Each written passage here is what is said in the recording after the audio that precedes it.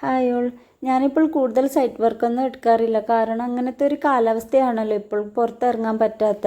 അങ്ങനെ ഞാൻ കൂടുതൽ വർക്കും വീട്ടിൽ തന്നെയാണ് ചെയ്യാറ്.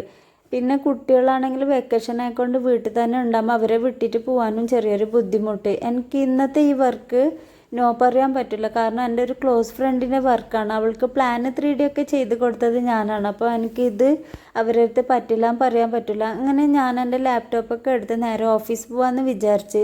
അവിടെ ആണെങ്കിൽ സാറും ഉണ്ടാവില്ല. അപ്പോൾ ഒന്നിച്ചിരുന്നിട്ട് പെട്ടെന്ന് ചെയ്ത് കൊടുക്കാമെന്ന് വിചാരിച്ചു. അങ്ങനെ കുട്ടികളും കൂട്ടിയാണ് ഞാൻ പോകുന്ന വഴിക്ക് എൻ്റെ ഉമ്മാൻ്റെ വീട്ടിൽ കുട്ടികളെ വിട്ടിട്ട് നേരെ ഓഫീസിൽ പോകാമെന്ന് വിചാരിച്ച്.